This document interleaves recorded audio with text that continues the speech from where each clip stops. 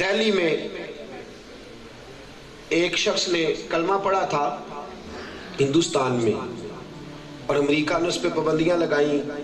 پھر وہ شخص امریکہ سے انگلینڈ چلا گیا، پھر لندن سے نکلوایا گیا، پھر وہ افریقہ چلا گیا، اور پھر آخر میں وہ مسقط میں اس کا انتقال ہوا. پتہ اس نے کلمہ کس طرح پڑھا؟ اس شخص نے 3 جلدوں میں رسول پاک علیہ السلام کے اخلاق حسنہ پہ انگریزی میں کتاب لکھی تھی. اور پتہ ہے آپ کو مسلمان کیسے ہوا تھا؟ وہ آیا دلی کی جامع مسجد دیکھنے. وہ کہتا میں نقشے بناتا تھا، نقشہ نویس تھا، تو جو پرانی عمارتیں تھی پرانے مغلوں کے زمانوں کی بنی ہوئی، ان کو میں دیکھتا دیکھتا یہاں آیا. دلی کی مسجد میں داخل ہوا، کیمرہ میرے پاس تھا، تو میں نے دیکھا ایک فقیر بیٹھا ہے، ٹانگوں سے معذور ہے، اور وہ دلی کی مسجد کے دروازے پہ بھیک مانگ رہا ہے. وہ شخص کہتا ہے میں نے جیب سے بٹوا نکالا اور $1 نکال کے اس فقیر کو تھمایا، پینٹ میں ڈالنے لگا بٹوا، تو بٹوا میرا گر گیا. میں اندر گیا، مسجد کے سارے دروازے دیکھے، اور جہاں سے مجھے جو چیزیں چاہیے تھی ان کی میں نے فوٹوز بنائی، اور میں چلا گیا کسی اور دروازے. اب وہ فقیر نے بٹوا اٹھایا اور اٹھا کے وہ ٹٹولنے لگا کہ وہ شخص کدھر گیا جس کا بٹوا گرا ہے. کہتا ڈھونڈتا رہا لیکن ملا نہ، کسی اور دروازے سے گزر گیا. وہ شخص کہتا ہے 6 مہینے کے بعد میں دوبارہ پھر مسجد میں کچھ تصویریں اور لینے کی ضرورت پڑ گئی، پھر آیا تو فقیر دروازے پہ بیٹھا ہے. جب میں نے اندر قدم رکھا تو جھٹ سے اس نے کہا مجھے جانتا بھی نہیں. ترجمان میرے ساتھ تھا، کہنے لگا صاحب جی بٹوا گر گیا تھا، پیسے تو پورے کر لو. وہ شخص کہتا ہے میں نے اس شخص کی حالت دیکھی اور پھر میں نے بٹوا کھولا، $1 پورے. دامان نے توکل کی یہ خوبی ہے کہ اس پر پیوند لگے ہوتے ہیں پر دھبے نہیں ہوتے. ہم بے وقار نہیں باوقار نبی کے غلام ہیں، بھوکا مرتے ہیں پر کسی کے حق پہ ڈاکہ نہیں ڈالتے. کریم رسول کے ماننے والے غلام نے بٹوا دیا.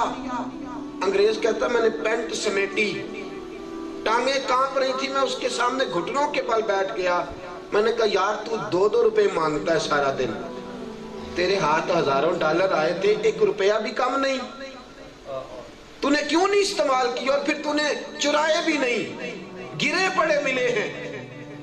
تو فقیر اس انگریز سے کہتا ہے دل میرا کیا تھا میں کھا لوں، پر پھر میرے دل میں خیال آیا تو عیسیٰ کا ماننے والا، میں تو محمد کا غلام ہوں صلی اللہ علیہ وسلم. تو جناب عیسیٰ کا ماننے والا ہے، میں تو کالی زلفوں والے کا نوکر ہوں. کہیں ایسا نہ ہو قیامت کے دن تو اپنے رسول کے پاس جائے اور جا کے کہے کہ آپ کی امت نے میرے امتی کے پیسے دبا لیے تھے، اور تیرا رسول تیرا دامن تھام کے میرے نبی کے پاس آئے، مجھے ساری زندگی بھوکا مرنا منظور ہے پر میرے رسول کے بابت کوئی بات کر جائے یہ میں منظور نہیں کرتا. وہ کہتا میں کافر تھا، کلیجے میں کافر کا دل تھا، کبھی نہ رویا تھا، لیکن رسول کے غلام کی بات سن کے میں رویا. میں نے کہا جس نبی کے امتی فقیر ہوں تو باوقار ہوتے ہیں، وہ رسول کتنی عزت والا ہوگا. پڑھاؤ کلمہ میں بھی غلام بن جاتا.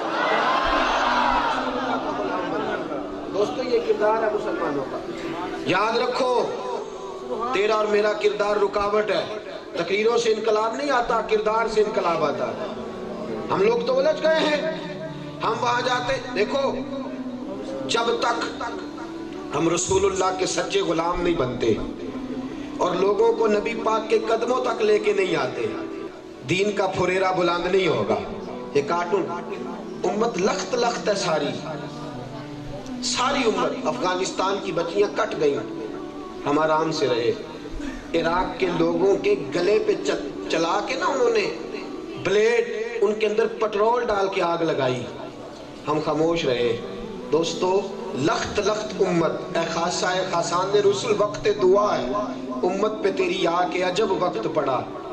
گھسیٹ اپنا آپ، آ جا میرے رسول کے قدموں میں، آ جا رسول پاک کی نوکری میں، آ جا.